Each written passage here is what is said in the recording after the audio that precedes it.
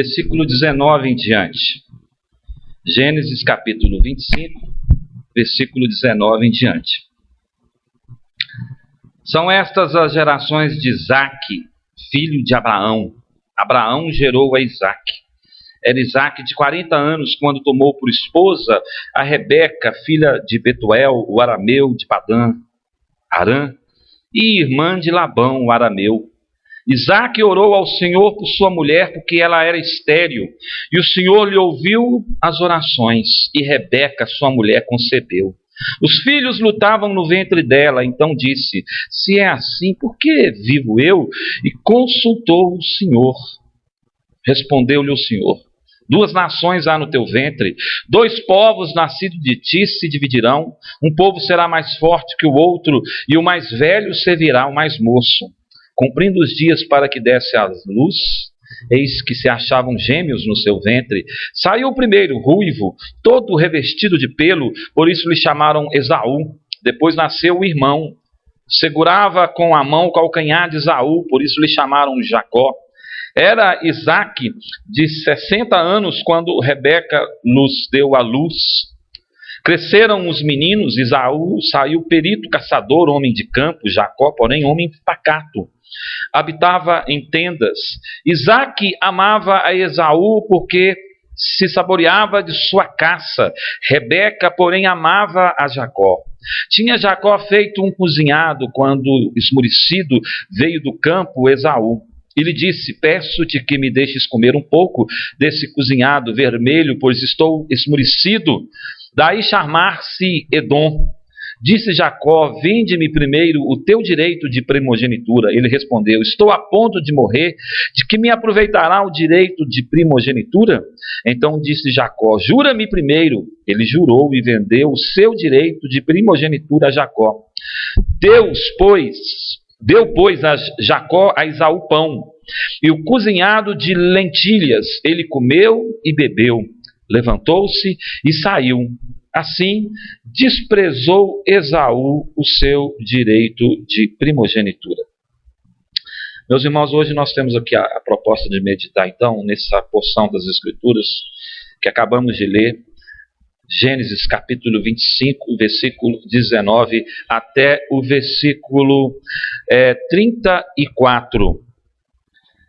Nosso tema desta noite é: Deus, na sua graça, escolhe os menores para que sejam o seu povo vitorioso. Quando a gente observa e olha, vamos olhar aqui para o nosso contexto mais próximo, que é esta igreja onde estamos congregando, e vemos esse início da igreja, a igreja ainda pequena, a igreja ainda engatilhando, tentando se desenvolver, algumas famílias, como os irmãos hoje, se aproximando mais, participando, querendo fazer parte desse ministério, outras um pouco mais distantes, não sabendo ainda qual o propósito de Deus para suas vidas. A gente pode pensar que esta igreja ainda incipiente, nascente, ela carece ainda de muito fortalecimento, de presença de Deus. A gente pode achar que essa igreja talvez ela não tenha significância nenhuma no contexto do bairro onde nós vivemos. Se a gente olha, por exemplo, para os nossos vizinhos, aqui próximo de nós ou ao entorno do nosso bairro, nós vamos achar diversas outras igrejas já consolidadas, igrejas que já têm 20, 30, 40 anos. Se nós olharmos então para a sede da nossa congregação, que é a primeira de Belo Horizonte, aí então que a gente desanima de uma vez por todas, porque nós olhamos para a sede que tem 100 anos de existência e vemos toda aquela estrutura já pronta, montada, toda aquela membresia, os cultos dominicais onde não cabem mais de gente, os bancos totalmente cheios, inúmeros oficiais, inúmeras pessoas desenvolvendo inúmeros ministérios dentro da primeira igreja. Aí a gente volta aqui para a nossa pequenina igreja presbiteriana no Nova Suíça e a gente fica talvez pensando assim: que será que Deus quer com esse povo aqui? O que Deus quer conosco? Mas olha, veja bem, se nós nos detemos agora a esse texto, essa é a nossa proposta, e vamos percorrer alguns outros exemplos dentro das Escrituras, nós vamos ver Deus, na sua infinita graça, fazendo aquilo que parece ilógico ao pensamento humano, fazendo do fraco forte, e fazendo do forte fraco, fazendo daquilo que é pequeno grande, e fazendo daquilo que é grande pequeno. Qual seria o nosso propósito aqui, como igreja nesse bairro? A igreja talvez hoje não pareça assim tão vitoriosa. Qual frente nós vamos fazer diante das inúmeras situações e desafios espirituais, sociais e de relacionamento aqui na região onde nós moramos? Quando nós olhamos para o povo de Deus no Antigo Testamento, principalmente para a história desses patriarcas que nós estamos estudando aqui nos domingos, nós podemos nos deparar, meus irmãos, com a graça soberana de Deus, pegando pessoas que ninguém dava nada por elas e fazendo delas grandes expoentes da fé dos antigos no Antigo Testamento. Quando a gente percebe, então, que aqui nesse momento exato da história redentiva que nós estamos lendo esse texto, não existia ainda a nação de Israel. Existia uma clã, uma família pequena. Eram nascidos já Isaac, e de Isaac nasceu Jacó e Esaú, os filhos da promessa que Deus prometeu a Abraão. Note que ainda era um pequeno grupo. Mesmo depois de muitos anos, quando esse grupo desce para o Egito para sobreviver, debaixo da sombra da proteção de José, que foi usado por Deus para preservar essa família e transformar essa família numa nação, não passavam mais de 70 pessoas. Aqui nós temos muito menos de 70 pessoas. Nós precisamos, então, trazer à memória alguns fatos aqui, antes da gente fazer algumas considerações mais profundas. Primeiro, relembrar o chamado de Abraão. Deus chama um homem, como eu disse hoje pela manhã, idoso. Era Abraão da idade de 75 anos de idade. Nessa idade, muitos já vestiram pijama e estão já nos seus aposentos, daí chamar-se aposentadoria. Desistiram da vida, de projetos da vida, só estão esperando talvez a morte chegar. Graças a Deus nós estamos tentando mudar essa mentalidade, tanto dentro da igreja como na sociedade, de que há vida ainda muito frutífera depois de certa idade avançada, e que pessoas podem ser extremamente produtivas nesta fase da sua vida, devido à coleção de experiências que elas adicionaram ao longo da sua existência. Se tornaram verdadeiras bibliotecas vivas. A gente vê exemplos de homens centenários, mesmo não sendo crentes, como foi o caso recente do falecimento do arquiteto Oscar Niemeyer, que mesmo já depois de 100 anos ele ainda desenhava, rabiscava projetos, deixou uma obra enorme para a posteridade. Se nós olharmos então para a escolha de Isaac, nós vamos perceber também que se Deus chamou Abraão, um homem praticamente anônimo, lá de Ur dos Caldeus, desconhecido, que nos foi apresentado na Bíblia já idoso, 75 anos de idade, e sua mulher Sarai por volta dos 60 anos de idade, e o agravante estéril. Nós vemos agora que Deus destaca também, a partir da história de Abraão, a vida de Isaac. Isaac era mais novo que Ismael. No entanto, é Isaac que é o filho da promessa. Pelos costumes dos povos antigos daquela época, meus irmãos, a primogenitura era de grande valor. O filho mais velho, ele tinha privilégios acentuados na relação familiar. Ele detinha não somente a bênção do pai, como ele também era o representante imediato depois do pai, como chefe da família. Por isso também ele tinha uma porção maior de bens e herdava uma porção melhor do legado dos seus pais. Entretanto, Deus não segue a lógica dos costumes humanos, mas Deus tem sua maneira própria de agir, de escolher. Quais são os critérios da escolha de Deus? Esta é uma pergunta interessante que nós fizemos pela manhã e a gente faz a vida inteira. E a gente não consegue responder com total exaustão do assunto, porque é algo tão subjetivo. Quais são os critérios da escolha de Deus? É prerrogativa dele, soberania dele. A gente fica querendo tentar entender. Mas se você olha para as Escrituras, a gente percebe que as escolhas de Deus não têm muita lógica. Deus escolhe os mais fracos, em detrimento daqueles que são mais fortes. Deus escolhe aqueles que têm caráter duvidoso em detrimento daquele que parece ser o mocinho da história. Quando a gente olha para a história de Esaú e de Jacó, convenhamos, parece que Esaú, no princípio, ele é que é o mocinho da história. Porque ele é que é passado para trás, é ele que é enganado. É ele que, no meio da sua fome e da sua necessidade física, o irmão ardilosamente aproveita de uma fraqueza humana para negociar com ele em condições desiguais. Convenhamos, uma pessoa que está extremamente faminta, diante dele um prato saboroso ali, ele ainda naquela condição toda de fragilidade do corpo, não raciocina bem. Porque se ele raciocinasse, talvez ele tivesse valorizado melhor as coisas espirituais. De fato, se a gente for olhar para Esaú também, nós vamos encontrar falhas no seu caráter. Mas nesse momento, me parece que o vilão da história não é Esaú, é Jacó. Até mesmo no momento quando Jacó se traveste de Esaú por orientação de sua mãe Rebeca, coloca pelos de cabra nas mãos, porque Esaú era um homem peludo, segundo a Bíblia, ele usa a roupa de Esaú, põe um cheiro de Esaú, mas a voz é de Jacó. E Isaac, ele é enganado ele não dá ouvidos à sua sensibilidade dos seus ouvidos, mas ele deixa-se enganar por um drama quase que teatral, porque Jacó está representando ali alguém que ele não é, Esaú. Nós olhamos aqui então e vemos que a escolha também, voltando um pouquinho atrás, depois que Isaac então é chamado de filho da promessa, Deus então orienta a Abraão para que ele, através do seu servo, providencie uma esposa para Isaac.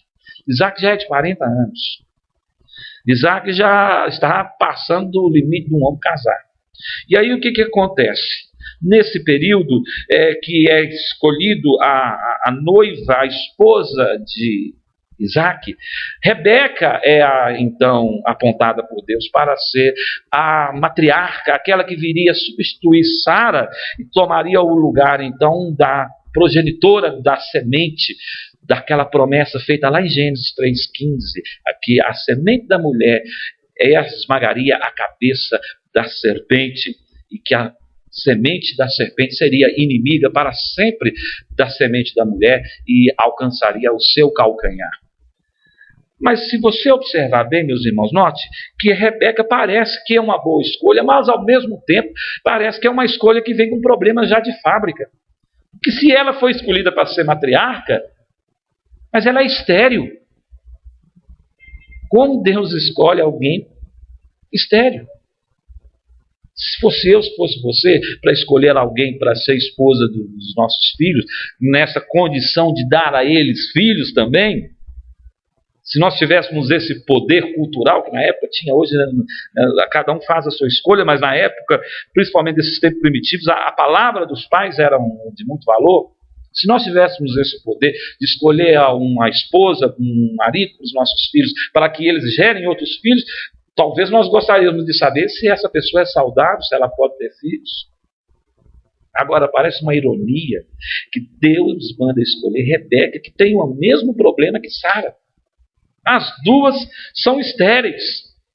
Meus irmãos, isso nos traz, então, com a compreensão de que Deus, de certa forma, Ele está eliminando todas as possibilidades desta semente vingar e prosperar pela ação natural do homem. Deus está introduzindo aqui o elemento sobrenatural. Ele escolhe mulheres para serem a mãe dos descendentes, mas Deus, vai ter que operar um milagre na vida delas. O fruto do ventre de Sara, assim como o fruto do ventre de Rebeca, são ações sobrenaturais do poder de Deus. Isaac ora por Rebeca, e nós lemos aqui no texto que ele começa a orar quando ele era da idade de 40 anos, mas Rebeca só vai dar-lhe um filho, ou 2 filhos, quando Isaac já tem 60. 20 anos intercedendo, 20 anos sendo completamente dependente da soberania de Deus. Aí quando nós olhamos para a nossa igreja, talvez a gente pode achar que ela é estéril ainda. Ela não está dando frutos. Ou que os frutos ainda são pequenos. Mas eu creio que Deus, na sua graça e no seu poder, haverá de fertilizar este projeto, esta igreja, como ele fez no passado. E multiplicar aqui a gestação e a geração de novos filhos. Rebeca é estéril, exatamente como Sara antes dela. Ela espera então 20 longos anos por um filho. Mas em contraste com esse espaço dedicado à esterilidade de Sara, o narrador, que é Moisés, quase não utiliza tempo na narrativa com a esterilidade de Rebeca. Nós sabemos da história de Sara por longos capítulos de Gênesis, desde o capítulo 12 até o capítulo 18, 19, 20, Deus ali, ainda Isaac não tinha nascido. Então foram longos capítulos com muitos versículos detalhando a história de Sara e de Abraão, detalhando as suas caminhadas, a sua jornada, detalhando as suas tentativas humanas de prover por forma natural as sugestões de Sara para que Abraão coabitasse com Agar e que Agar desse-lhe um filho, a sugestão de Abraão para Deus que poderia ser Eliezer, o seu servo, o herdeiro. E desse período todo, o narrador vai nos mostrando o drama da história de Abraão e de Sara. Mas aqui, Moisés, ele fala em apenas 2 ou 3 versículos. Ele resume a história de 20 anos, ele conta em 3, talvez menos de 3 minutos. Que o propósito agora, meus irmãos, é enfatizar aquilo que Deus já fez no passado, ele repete aqui nessa história presente que acabamos de ler, e ele haverá de fazer isso durante toda a história bíblica. E Rebeca, note que ela tem uma gravidez bastante conturbada. Se nós voltarmos aqui no capítulo 25, nós vamos ver que no versículo 22 diz: os filhos lutavam no ventre dela. Então disse: se é assim, por que vivo eu? E consultou o Senhor. Aquela gravidez, ela, além de Rebeca ser estéril, quando Deus então dá a bênção da fecundidade, ela gera logo de uma vez 2 filhos. E nessa gestação dos gêmeos, dentro do seu ventre, a Bíblia não dá muitos detalhes da medicina científica, mas fala-nos o suficiente para compreender que havia uma gestação complexa ali, complicada, em que ela estava sofrendo mais do que o normal, do que o habitual, ao ponto de Rebeca elevar a sua voz diante de Deus para consultar a Deus o que estava se passando dentro dela, da gestação daqueles filhos. E o Senhor a responde. E a responde não só com uma resposta para ela, mas uma resposta que fica registrada na Bíblia para todas as gerações futuras. Uma resposta que tem a ver com o seu decreto eterno, com o seu projeto redentivo. Um oráculo no qual Deus profetiza para Rebeca que não se trata apenas de uma questão biológica de dificuldade de gestação, mas há um conflito também interno, espiritual, emocional, que vai marcar as gerações futuras, tanto de Esaú como de Jacó. E aí a palavra de Deus diz: em 2 nações há no teu ventre. 2 povos, nascidos de ti, se dividirão. Um povo será mais forte que o outro. Aí vem a promessa, e a grande surpresa: o mais velho, o primogênito, servirá o mais moço. Diz o texto então que, cumprido aquela gestação, os dias para que ela desse a luz, realmente, de fato, constatou-se que havia gêmeos. Lembrando, meus irmãos, que naquela época não havia possibilidade nenhuma, a não ser talvez pelo volume, né, da barriga da mãe, pudesse imaginar que tinha mais de uma criança, mas não havia recursos da medicina moderna como hoje de identificar quantas crianças, qual sexo. Hoje a modernidade, ela até priva as surpresas que nós tínhamos no passado, né, de saber se será que é homem, será que é menino, que com poucas semanas de gestação já sabe quase tudo. Já temos até imagem 3D, né, do feto dentro do ventre da mãe, que você pode saber já o formato até do rostinho, com quase perfeição. Mas na época não, era uma coisa muito arcaica, muito rural, primitiva. Mas no final da sua gestação, de fato, aquilo que Deus havia dito se cumpre. Ela dá à luz a 2. E o parto dela foi um parto complicado também. Porque os meninos que nasceram já um entranhado no outro, de tal forma que quando Esaú sai do ventre da mãe, uma mãozinha está segurando no seu calcanhar e em seguida é puxado o segundo neném naquele parto, e a Bíblia nos fala que era a pessoa de Jacó. Interessante. Esta gravidez conturbada, então, já demonstra desde o início que haverá de continuar um conflito desde o Éden, entre a semente da mulher e a semente da serpente. Deus, então, escolhe Jacó e pretere Esaú. Esaú, também chamado de Edom, significa vermelho, se torna, durante a história bíblica, arqui-inimigo de Israel. Quando Israel saiu do Egito no tempo do Êxodo, Moisés pediu cortesmente ao rei de Edom para que deixasse passar pelas terras de Edom o povo hebreu, para que eles chegassem até Canaã. Note aqui, meus irmãos, que essa história está registrada no livro de Números, capítulo 20, versículo 14, 17 e 18, que eu resumo aqui.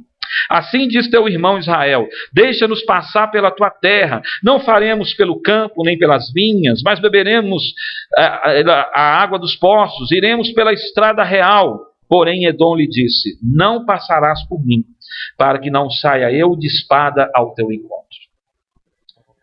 Aquele conflito de 500 anos atrás, quase, ele está vivo e presente. Agora, Israel não é mais uma clã, uma família, mas ela é praticamente uma nação teocrática. Provavelmente mais de 2 milhões de pessoas saíram do Egito. 70 chegaram. Mais de 2 milhões, segundo os cálculos dos estudiosos, saíram 430 anos depois. Como se multiplicou este povo hebreu no Egito? Ao ponto de agora serem uma numerosa nação. Ainda que menor do que as outras grandes nações do mundo da sua época, mas ela há de se tratar como uma nação.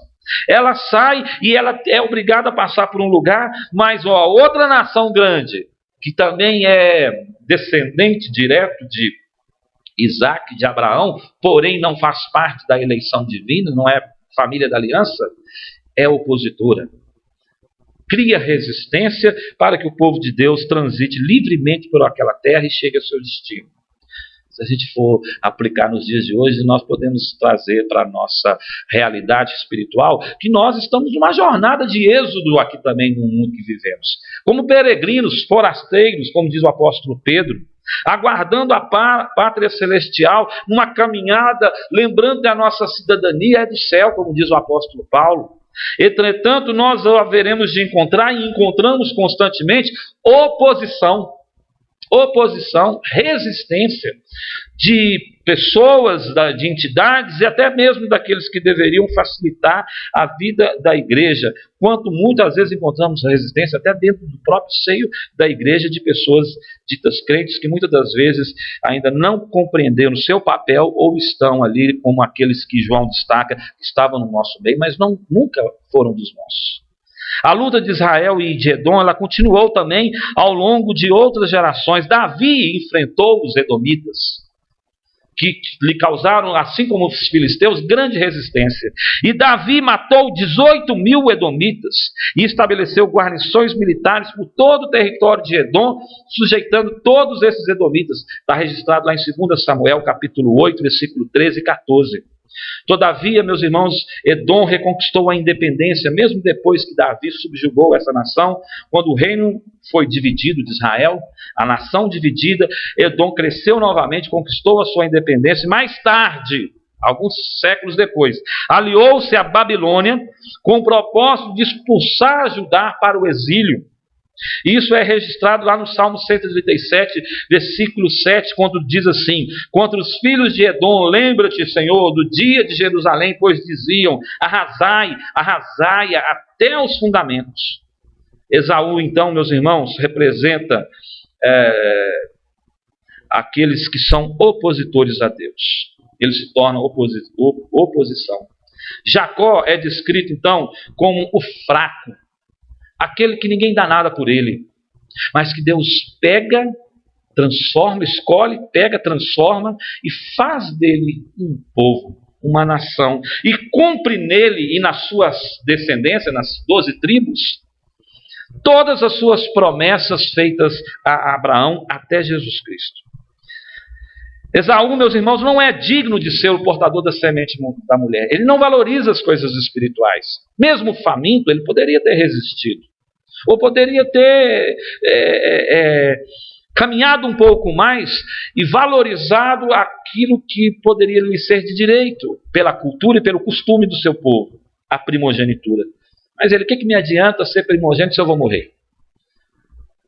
Esaú é o típico da pessoa que nos faz lembrar aquele dito do apóstolo Paulo. Se Cristo não ressuscitou, lá em 1 Coríntios capítulo 15, Paulo vai dizer isso.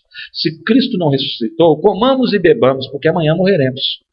Saul é um imediatista, é o hedonista, é aquele que o prazer e a satisfação do seu corpo, dos seus apetites, precisam ser satisfeitos imediatamente. Ele não sabe esperar. Ele não sabe confiar, ele despreza as coisas espirituais. Saul, portanto, meus irmãos, Esaú, portanto, é aquele que está dentro, próximo às promessas, mas ele não toma posse delas. E quantas vezes nós nos deparamos com pessoas assim no seio da igreja cristã? Elas estão diante da mesa da bênção, da comunhão, da ceia do Senhor, das coisas espirituais. Entretanto, elas desprezam essas coisas em troca de prazeres imediatos para satisfazer os seus apetites. É triste, por exemplo, quando alguém chega perto do pastor sugerindo que ele mude o horário do culto para que possa facilitar a pessoa assistir o seu jogo de futebol. Ora, nós estamos esquecendo, meus irmãos, que de domingo é dia do Senhor. A prioridade é totalmente de Deus. Quem tem que mudar a agenda somos nós. E não, a igreja tem que se adaptar ao lazer e ao prazer das pessoas que preferem estar diante de uma TV. E olha que eu gosto de futebol, torço. Não com tamanha fanatismo ao ponto de trocar o culto por um jogo, uma partida de futebol. Mas tudo tem seu tempo, tudo tem sua hora, tudo tem seu momento. E hoje é dia de adorar a Deus. Hoje é dia do Senhor. A prioridade é dele. Mas Esaú nos parece que ele está dentro da igreja nos dias de hoje ainda. Esaú parece que não se desfez ainda, nós não conseguimos expulsá-lo do nosso meio, mas ele está presente dentro da igreja, muitas vezes dentro de nós, porque ele resiste. Ele quer as coisas imediatas. Ele quer vencer pela força do braço. Como caçador esmerado que ele era, conseguiu agradar seu pai mais do que Jacó. E Jacó consegue agradar a Rebeca.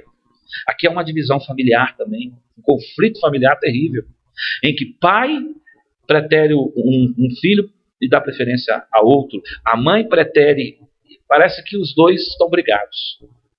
No final da vida de Isaac e Rebeca, parece que eles não estão mais em harmonia. Se você notar aqui, há um conflito sério, há um conflito. E esse conflito causa sérias consequências na vida dos dois. Esaú nunca será o mesmo, assim como Jacó. Esaú e Edom, então, meus irmãos, é uma figura análoga ao mundo, aos gentios. Jacó, ou Israel, é uma figura análoga à igreja, ao povo de Deus. Nós podemos aplicar isso, então, à nossa realidade de 3 formas. Primeira delas é que Deus não tem compromisso com a lógica e com a cultura humana para realizar suas escolhas. Deus não escolhe segundo os nossos critérios, mas Ele escolhe segundo os critérios dele. Você percebe isso claramente quando Deus envia o profeta Samuel à casa de Jefté para que Jessé, então, dentro da casa de Jessé, ungisse o novo rei de Israel. Deus manda o profeta, mas não dá a ele detalhadamente quem será. Sabe que é da casa de Jessé. E chega lá Samuel entusiasmado com aquela missão honrosa, com aquela missão gloriosa de ungir um rei segundo a vontade de Deus, e começa então a passar um desfile de belos rapazes e homens guerreiros que eram os filhos de Jessé. E o primeiro que vem, que é o primogênito, mais velho, o costume ainda está muito arraigado, veja, note, passou séculos, mas o costume do primogênito continua ainda no povo oriental. E aí vem o mais velho e Samuel fala consigo: é esse aí, não pode ser outro. É esse moço. E Deus fala: espera lá, esse não. E Samuel então fala assim: não, Deus não aprovou. Manda mais um. E assim, naquele processo de seleção, no RH de Deus é diferente do nosso RH. Aquele processo de seleção foi chamando um por um. Um por um.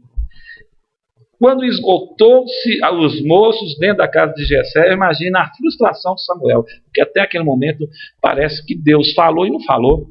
Porque, então cadê? Não tem mais ninguém? Mas tinha um homenzinho, um rapazinho de 17 anos, que estava lá no meio do pasto, cuidando das ovelhas do seu pai. Um menino frágil, um menino que ninguém daria nada por ele, porque pastor de ovelha era considerado uma tarefa assim, que não era nobre. Ser pastor de ovelhas era uma tarefa dada, por isso que o caçula pegava essa tarefa, porque ninguém queria fazer, então o pai mandava o caçula, ou o menos preparado para a guerra ou para outras coisas mais nobres. Não tem mais ninguém nessa casa? Pergunta Samuel. Jessé fala: não, tem mais um rapaz, mas será que é esse? Manda chamar. Na hora que chega o pequeno Davi, ruivo como Esaú, 17 anos de idade. Deus fala: é este, unge ele, consagre. Porque Deus, e aí dá uma lição para o profeta, não vê como os homens. Os homens olham a aparência, o exterior. Deus vê o interior. Deus tem um projeto, Deus tem um plano. Segunda aplicação que nós podemos tomar aqui, meus irmãos, é que aqueles que Deus escolhe, Deus lhes assegura todas as suas promessas de vitória. Se Deus nos escolheu, se Deus escolheu aqueles servos do passado, isso já aprovado na Bíblia, Deus deu a eles todos vitória. Deus não prometeu nenhuma caminhada tranquila, sem conflito, sem oposição, sem privação, sem luta, sem dificuldades. Mas Deus prometeu uma chegada vitoriosa. E todos esses, como diz o autor de Hebreus, alcançaram as promessas. Alcançaram a vitória. Pela fé, romperam grilhões, transpuseram montes. Pela fé, derrotaram exércitos, venceram, subjugaram gigantes. Porque fizeram tudo em nome do Senhor dos Exércitos, em nome do Deus das promessas. Por isso, meus irmãos, que eu creio que quando nós iniciamos um projeto de plantar uma nova igreja, se isso está em harmonia com a vontade de Deus, é Deus o maior interessado em fazer com que essa igreja cresça, se fundamente e se expanda para louvor e glória do seu nome. Quando você lê a história da primeira igreja, no livro do Abdeira de Lisboa, ele traz assim algumas atas, e principalmente dos primórdios, quando a chegada aqui do reverendo Américo Cardoso Menezes, a gente nota ali que, eu lendo aquela história, eu fiquei assim, maravilhado. Como que Deus começou a obra presbiteriana em Belo Horizonte em 1912? Com 12 pessoas adultas. E algumas 8, umas 10 ou 12 crianças. Aquele pequeno grupo se tornou o núcleo presbiteriano. E a coisa mais interessante é que aquele grupo que se tornou o núcleo presbiteriano veio naquela época, de uma dificuldade que eles estavam tendo em aceitar um costume dentro da igreja metodista do cálice comum. Porque era costume da época, de 1912, na igreja metodista, que chegou primeiro do que nós presbiterianos aqui, e algumas igrejas presbiterianas do Brasil também naquela época tinham esse costume. Vocês já ouviram falar disso, mas vale a pena repetir. O costume do uso do cálice comum. O que era o cálice comum? Na ceia se ministrava o pão, mas o vinho ou o elemento que se servia para beber, ele era disposto em um único cálice grande. E esse cálice passava de mão em mão. E tinha até um lencinho para que as pessoas pudessem ir limpando ali a beirada do cálice e virando. Olha, se fosse lá no Rio Grande do Sul, ia ser o maior sucesso, porque o gaúcho já no seu chimarrão, ele passa de roda em roda. Apesar que todo o processo do chimarrão é diferente.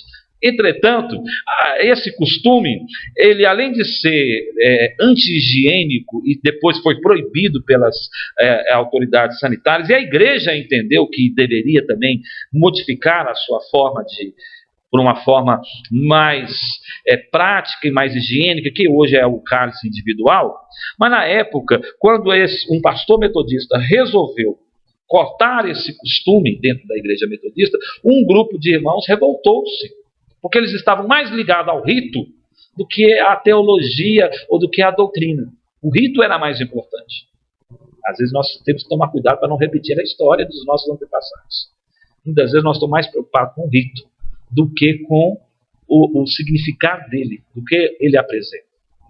Aí, o que acontece é que esse pequeno grupo convidou então um pastor presbiteriano do Rio de Janeiro. Na época, era também um grande defensor do cálice comum, reverendo Álvaro Reis. Ele veio a Belo Horizonte, ele pregou, dirigiu um estudo bíblico, viu ali um grupo promissor, que estavam sem pastoreio, sem pastor, e convida o reverendo Américo Cardoso Menezes para que comunica ao presbitério sul de Minas, e este envia então o reverendo Américo para que ele inicie a obra presbiteriana. E começa a igreja funcionando na residência do senhor Francisco Deslandes, que era o líder daquele grupo.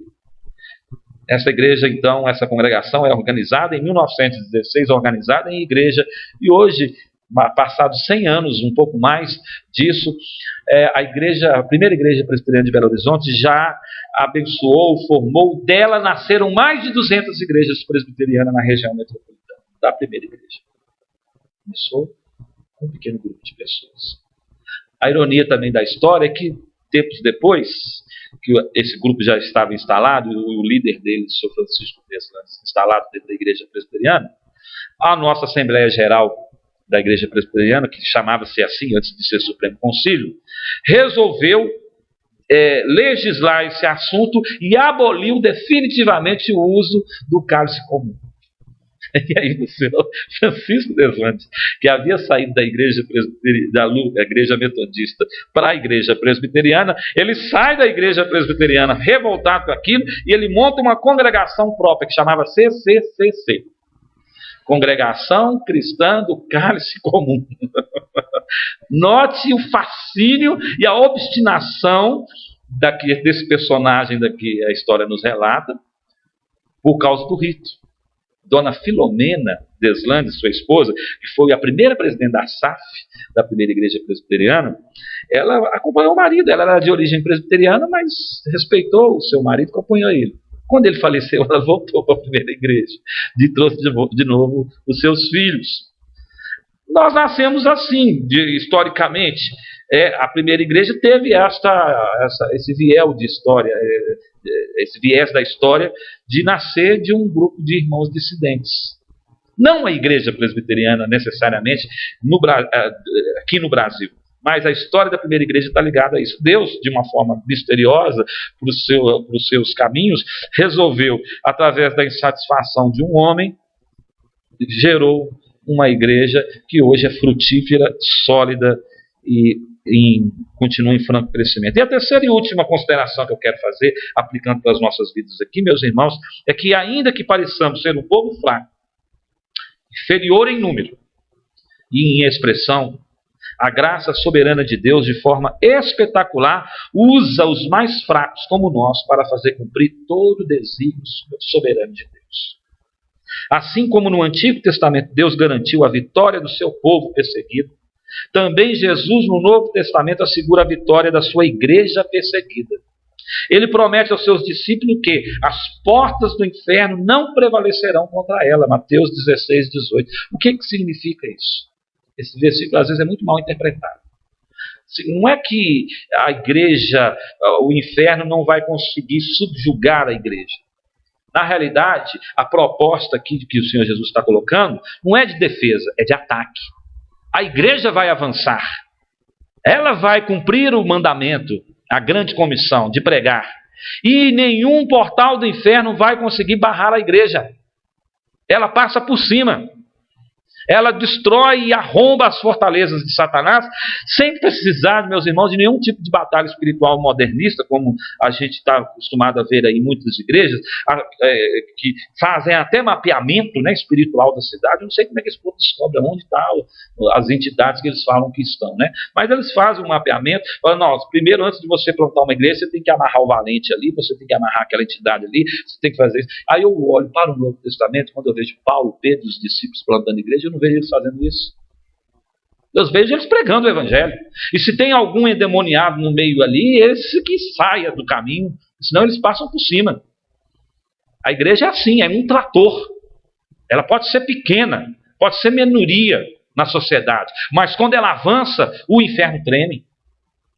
Os portais caem.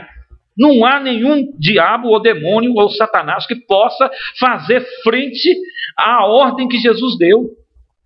A única coisa que a igreja tem que fazer é ser obediente. É obedecer. É ir. Deixa com Deus. Por que somente Caleb e Josué entraram na terra prometida? Dos 12 espias que foram enviados por Josué, por Moisés, para espiar a terra de Canaã. Estrategicamente para verificar as fraquezas e as fortalezas que ali existiam. Porque eles iam tomar aquela posse, aquela terra, mas na espada, na guerra e com o Senhor à frente. Porque todos os outros 10 que voltaram extremamente desanimados, com relatórios assim de causar desânimo a qualquer pastor.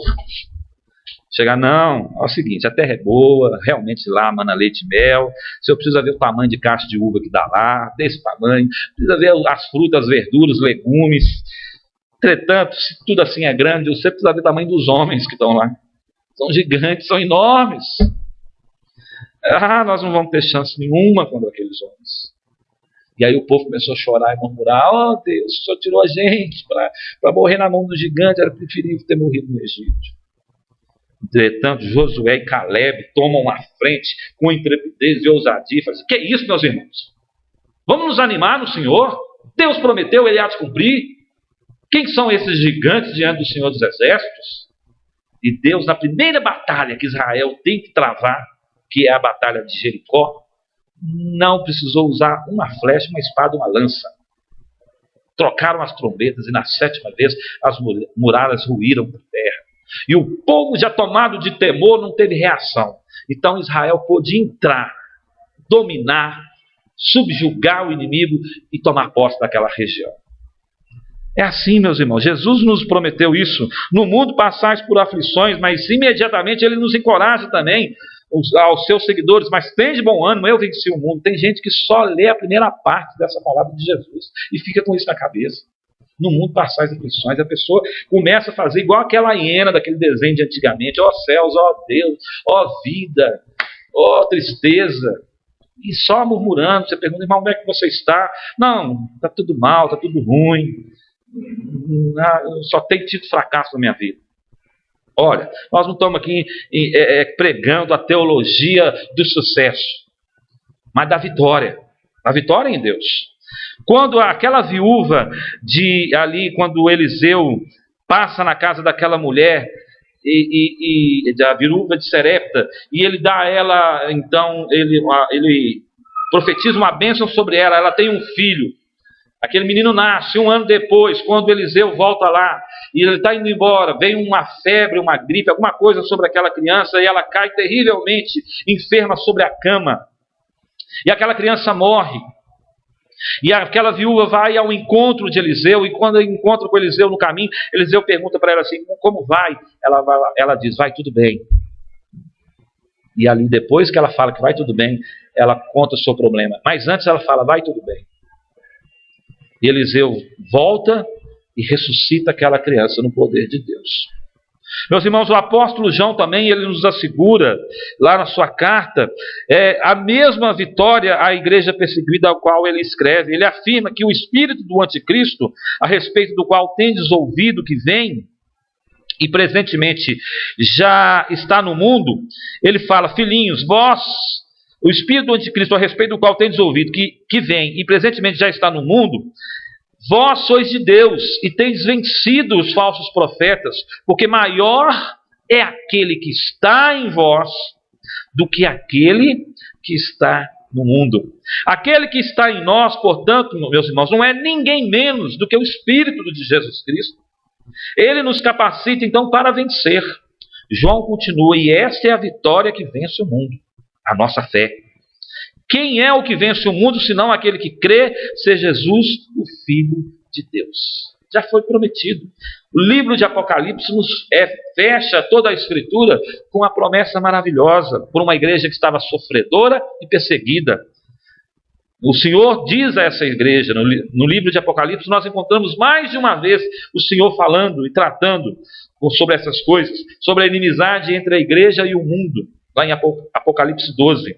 João recebe uma visão dos últimos dias, quando os reis da terra e a besta fazem guerra ao Cordeiro. Mas ele diz, o Cordeiro os vencerá, pois é o Senhor dos senhores, o Rei dos reis. E aí ele acrescenta, vencerão também os chamados eleitos e fiéis que se acham com ele. A vitória de Cristo é a nossa vitória. A vitória do Senhor é a nossa vitória. Se estamos em Cristo, somos mais que vencedores. Portanto, nós não devemos temer. A história de Esaú e de Jacó, o seu conflito, a história de Rebeca, a história de Abraão, de Sara, de Isaac, são histórias registradas para nos mostrar o grande propósito redentivo de Deus, de formar para si um povo vencedor. Um povo chamado para vencer. Portanto, meus irmãos, não vamos desprezar este poder, esta eficácia, este propósito de Deus na sua igreja, ainda que essa igreja seja pequena, como hoje o é ainda a congregação Nova Suíça. Pequena em número, mas grande em valor. Porque Jesus Cristo pagou o preço por cada um de nós. Ele deu a sua vida. Encerro dizendo então, Deus, na sua soberana graça, escolheu esse povo fraco e desprezado para ser vitorioso.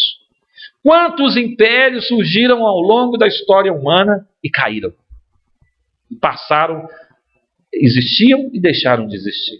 Se você for começar a numerar, você vem lá, vamos pegar aí num período assim, desde Moisés, o Império Egípcio, depois surgiu o Império Assírio, o Império Persa, Babilônia, Caldeus.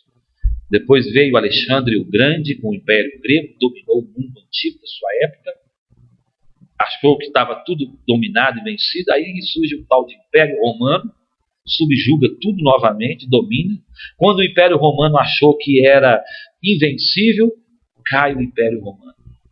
E mais recentemente, nós vemos nascer do século XIX para o século para cá, outros impérios, o Império Comunista, o Império Nazista de Hitler, impérios, e agora nós estamos vivendo a época do grande crescimento do Islã. Todos esses impérios que eu citei foram opositores, continuam sendo e serão até a volta de Cristo, opositores à igreja do Senhor. Entretanto, todos eles caíram. E a igreja de Cristo continua de pé. Continua de pé. A palavra de Deus continua existindo. Quantos profetizaram no passado dizendo que com o avanço tecnológico da modernidade, a Bíblia se tornaria um livro de museu? Um livro obsoleto. Ninguém mais a leria. Nós vivemos numa época de altíssimo nível tecnológico. Entretanto, a Bíblia continua sendo lida, editada, publicada, traduzida, e mais, a própria tecnologia, ou aqueles profetas da tecnologia que disseram que a tecnologia subjugaria a Bíblia, a tecnologia tem sido usada como meio para a propagação das Escrituras. Deus é fiel. Ele nos chamou para sermos mais que vencedores. Vencedores em Cristo. Que nós possamos sair daqui hoje encorajados com esta mensagem do Senhor no nosso coração, sabendo que aquele que começou a boa obra em nós, ele é fiel para completá-la até o dia de Cristo Jesus. Vamos orar? Fechamos nossos olhos. Convido os irmãos